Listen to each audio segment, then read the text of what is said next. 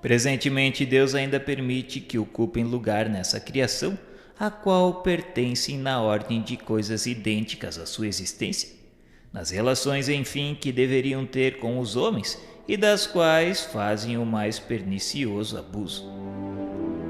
Enquanto uns ficam na tenebrosa morada, servindo de instrumento da justiça divina contra as almas infelizes que seduziram, outros em número infinito formam legiões e residem nas camadas inferiores da atmosfera, percorrendo todo o globo. Envolvem-se em tudo que aqui se passa, tomando mesmo parte muito ativa nos acontecimentos terrenos. Quanto ao que diz respeito às palavras do Cristo sobre o suplício do fogo eterno, já nos explanamos no capítulo 4, intitulado O Inferno.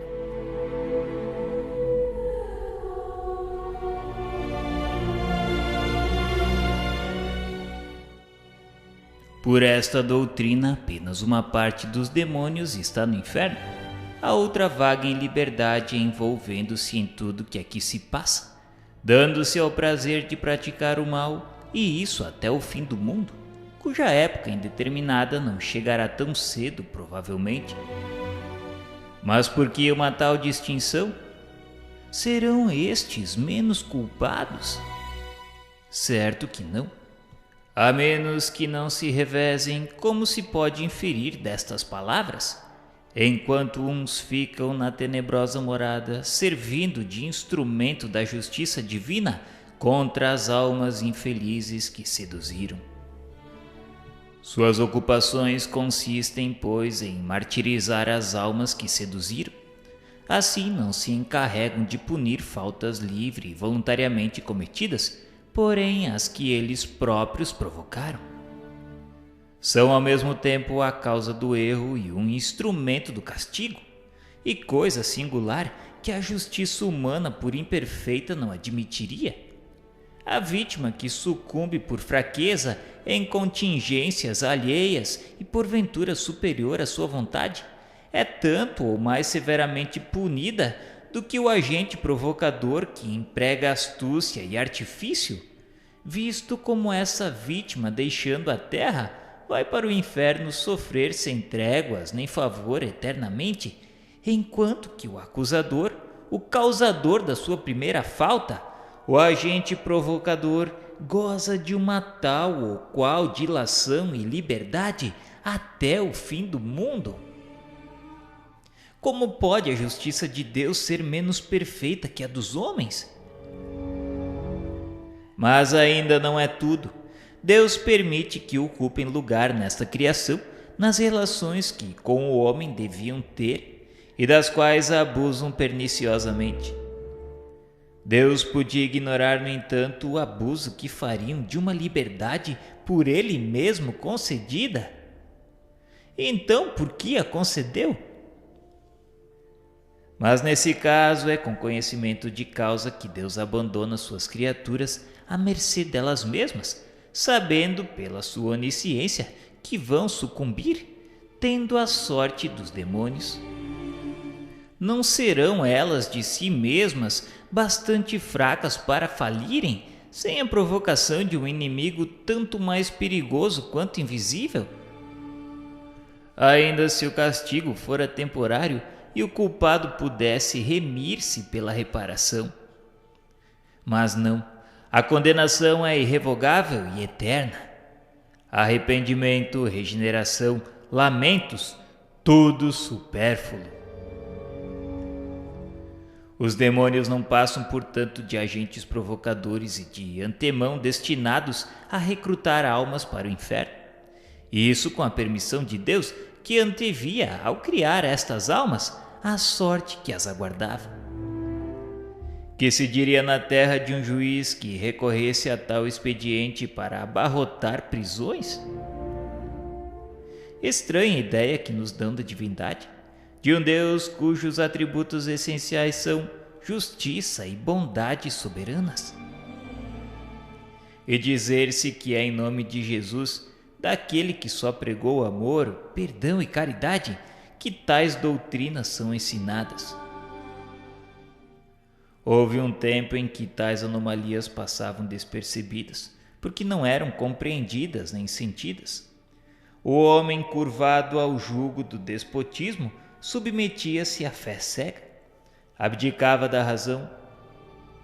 Hoje, porém, que a hora da emancipação soou, esse homem compreende a justiça e, desejando-a, tanto na vida quanto na morte, exclama: não é, não pode ser tal, ou Deus não fora Deus. O castigo segue por toda a parte os seres decaídos. O inferno está neles e com eles. Nem paz, nem repouso, transformadas em amargores as doçuras da esperança que se lhes torna odiosa. A mão de Deus desferiu-lhe o castigo no ato mesmo de pecarem, e sua vontade galvanizou-se no mal. Tornados perversos, obstinam-se em ser e sê-lo-ão para sempre. São depois do pecado o que é o homem depois da morte. A reabilitação dos que caíram torna-se também impossível. A sua perda é desde então irreparável, mantendo-se eles no seu orgulho perante Deus, no seu ódio contra o Cristo, na sua inveja contra a humanidade.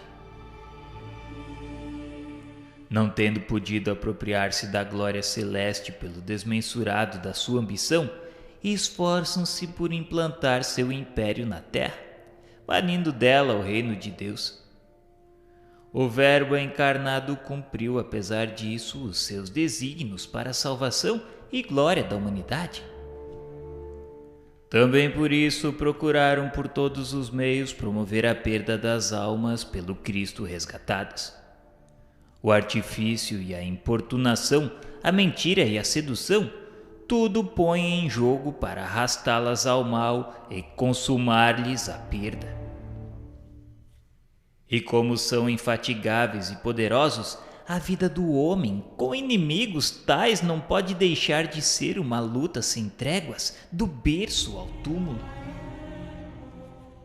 Efetivamente, esses inimigos são os mesmos que, depois de terem introduzido o mal no mundo, chegaram a cobri-lo com as espessas trevas do erro e do vício.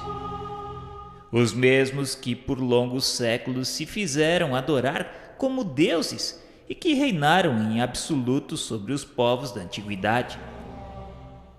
Os mesmos, enfim, que ainda hoje exercem tirânica influência nas regiões idólatras, fomentando a desordem e o escândalo até no seio das sociedades cristãs. Para compreender todos os recursos de que dispõem ao serviço da malvadez, basta notar que nada perderam das prodigiosas faculdades que são apanágio da natureza angélica. Certo, o futuro e, sobretudo, a ordem natural têm mistérios que Deus se reservou e que eles não podem penetrar. Mas a sua inteligência é bem superior à nossa, porque percebem de um jato os efeitos nas causas e vice-versa. Esta percepção permite-lhes predizer acontecimentos futuros que escapam a nossas conjecturas. A distância e variedade dos lugares desaparecem ante a sua agilidade. Mais prontos que o raio, mais rápidos que o pensamento, acham-se quase instantaneamente sobre diversos pontos do globo e podem descrever a distância aos acontecimentos na mesma hora em que ocorrem. As leis pelas quais Deus rege o universo não lhes são acessíveis, razão porque não podem derrogá-las, e por conseguinte predizer ou operar verdadeiros milagres. Possuem, no entanto, a arte de imitar e falsificar, dentro de certos limites, as obras divinas.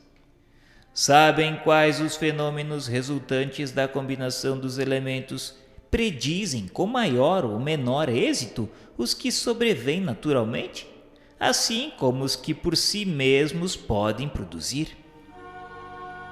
Daí os numerosos oráculos, os extraordinários vaticínios que sagrados e profanos livros recolheram, baseando e acoroçoando tantas e tantas superstições. A sua substância simples e material subtrai-os a nossas vistas, permanecem ao nosso lado sem que os vejamos, interessam-nos a alma sem que nos firam os ouvidos. Acreditando obedecer aos nossos pensamentos, estamos, no entanto, e muitas vezes, debaixo da sua funesta influência. As nossas disposições, ao contrário, são deles conhecidas pelas impressões que delas transparecem em nós e atacam-nos ordinariamente pelo lado mais fraco. Para nos seduzirem com mais segurança, costumam servir-se de sugestões e engodos conforme com as nossas inclinações. Modificam a ação segundo as circunstâncias e os traços característicos de cada temperamento. Contudo, suas armas favoritas são a hipocrisia e a mentira. Afirmam que o castigo os segue por toda parte, que não sabem o que seja paz nem repouso. Esta asserção de modo algum destrói a observação que fizemos quanto ao privilégio dos que estão fora do inferno e que reputamos tanto menos justificado por isso que podem fazer, e fazem maior mal. É de crer que esses demônios extra-infernais não sejam tão felizes como os bons anjos, mas não se deverá ter em conta a sua relativa liberdade. Eles não possuirão a felicidade moral que a virtude difere, mas são incontestavelmente mais felizes que os seus comparsas do inferno flamífero. Depois, para o mal, sempre há um certo gozo na prática do mal, de mais e mais livremente. Perguntai ao criminoso o que prefere, se ficar na prisão ou percorrer livremente os campos agindo à vontade. Pois o caso é exatamente o mesmo. Afirmam outros sim que o remorso os persegue sem tréguas nem misericórdia, esquecidos de que o remorso é o precursor imediato do arrependimento, quando não é o próprio arrependimento. Tornados perversos, obstinam-se em o ser e sê-lo-ão para sempre. Mas desde que se obstinam em ser perversos, é que não têm remorsos. Do contrário, ao menor sentimento de pesar, renunciariam ao mal e pediriam perdão. Logo, o remorso não é para eles um castigo. São depois do pecado o que é o homem depois da morte. A reabilitação dos que caíram torna-se, portanto, impossível. De onde provém essa impossibilidade? Não se compreende que ela seja a consequência da sua similitude com o homem depois da morte? Proposição que, ao demais, é muito ambígua. Acaso provirá da própria vontade dos demônios? Porventura da vontade divina? No primeiro caso, a pertinácia denota uma extrema perversidade, um endurecimento absoluto no mal. E nem mesmo se compreende que seres tão profundamente perversos pudessem jamais ter sido anjos de virtude, conservando por tempo indefinido na convivência destes os traços da sua péssima índole e natureza. No segundo caso, ainda menos se compreende que Deus inflija como castigo a impossibilidade da reparação após uma primeira falta. O Evangelho nada diz que com isso se pareça. A sua perda é desde então irreparável, mantendo-se eles no seu orgulho perante Deus. E de que lhes sirva não manterem tal orgulho, uma vez que é inútil todo arrependimento? O bem só poderia interessá-los se eles tivessem uma esperança de reabilitação, fosse qual fosse o seu preço. Assim não acontece, no entanto, e pois se perseveram no mal, é porque lhes trancaram a porta da esperança. Mas por que lhes trancaria Deus essa porta? Para se vingar da ofensa decorrente da sua insubmissão. E assim, para saciar o seu ressentimento contra alguns culpados, Deus prefere não somente vê-los sofrer, mas agravar o mal com mal maior, impelir à perdição eterna toda a humanidade, quando por um simples ato de clemência podia evitar tão grande desastre, aliás, previsto de toda a eternidade. Trata-se, no caso vertente, de um ato de clemência, de uma graça pura e simples que pudesse transformar-se em estímulo do mal.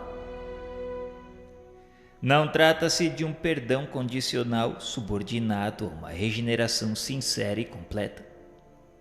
Mas ao invés de uma palavra de esperança e misericórdia, é como se Deus dissera: pereça toda a raça humana antes que a minha vingança. E com semelhante doutrina ainda muita gente se admira de que haja incrédulos e ateus. E é assim que Jesus nos representa seu Pai.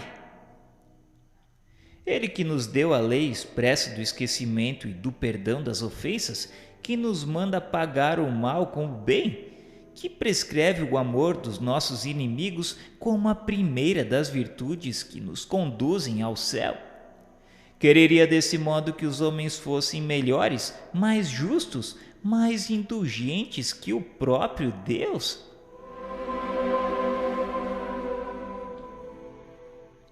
Vejamos então o que o Espiritismo nos explica sobre os demônios. Segundo o Espiritismo, nem anjos nem demônios são entidades distintas, por isso que a criação de seres inteligentes é uma só. Unidos a corpos materiais, esses seres constituem a humanidade que povoa a Terra e as outras esferas habitadas.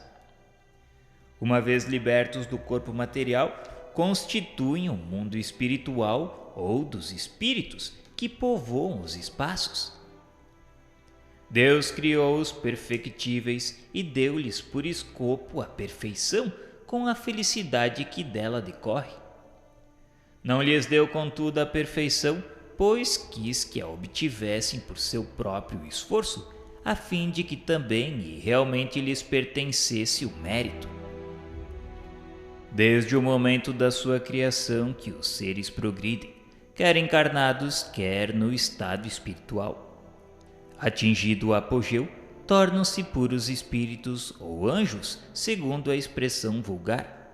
De sorte que a partir do embrião do ser inteligente até o anjo, há uma cadeia na qual cada um dos elos assinala um grau de progresso. Do expresso resulta que há espíritos em todos os graus de adiantamento, moral e intelectual, conforme a posição em que se acham na imensa escala do progresso. Em todos os graus existe, portanto, ignorância e saber, bondade e maldade. Nas classes inferiores destacam-se espíritos ainda profundamente propensos ao mal e comprazendo-se com o mal. A estes pode-se denominar demônios, pois são capazes de todos os malefícios aos ditos atribuídos. O Espiritismo não lhes dá tal nome por se prender ele à ideia de uma criação distinta do gênero humano como seres de natureza essencialmente perversa, votados ao mal eternamente e incapazes de qualquer progresso para o bem. Segundo a doutrina da Igreja, os demônios foram criados bons e tornaram-se maus por sua desobediência. São anjos colocados primitivamente por Deus no ápice da escala, tendo dela decaído. Segundo o Espiritismo, os demônios são espíritos imperfeitos, suscetíveis de regeneração, e que, colocado na base da escala, hão de nela graduar-se. Os que por apatia, negligência, obstinação ou má vontade persistem em ficar por mais tempo nas classes inferiores, sofrem as consequências dessa atitude, e o hábito do mal dificulta-lhes a regeneração. Chega-lhes, porém, um dia a fadiga dessa vida penosa e das suas respectivas consequências.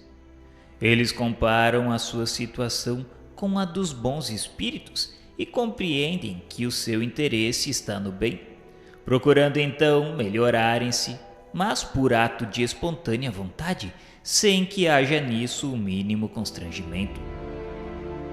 Submetidos à lei geral do progresso em virtude da sua aptidão para o mesmo, não progridem, ainda assim contra a vontade.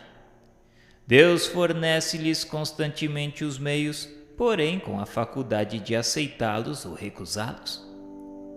Se o progresso fosse obrigatório, não haveria mérito, e Deus quer que todos tenhamos o mérito de nossas obras.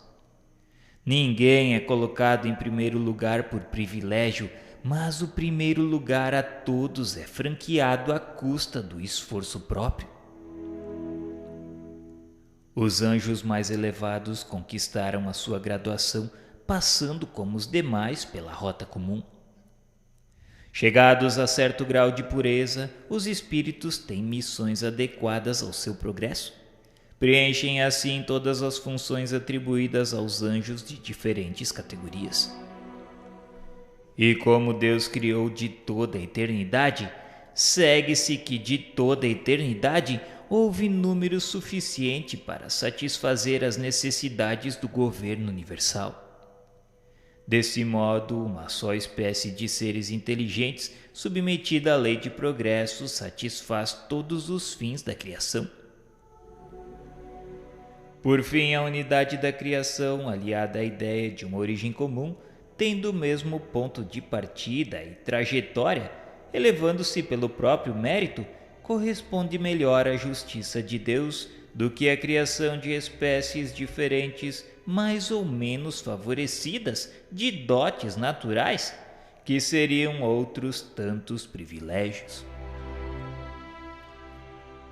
A doutrina vulgar sobre a natureza dos anjos, dos demônios e das almas, não admitindo a lei do progresso, mas vendo todavia seres de diversos graus, concluiu que seriam produto de outras tantas criações especiais. E assim foi que chegou a fazer de Deus um pai parcial, tudo concedendo a alguns de seus filhos e a outros impondo mais rude trabalho. Não é de admirar que por muito tempo os homens achassem justificação para tais preferências, quando eles próprios delas usavam em relação aos filhos, estabelecendo direitos de primogenitura e outros privilégios de nascimento. Podiam tais homens acreditar que andavam mais errados que Deus? Hoje, porém, alargou-se o círculo das ideias. O homem vê mais claro e tem noções mais precisas de justiça. Desejando-a para si e nem sempre encontrando-a na terra, ele quer pelo menos encontrá-la mais perfeita no céu. E aqui está porque lhe repugna a razão toda e qualquer doutrina na qual não resplenda a justiça divina na plenitude integral da sua pureza.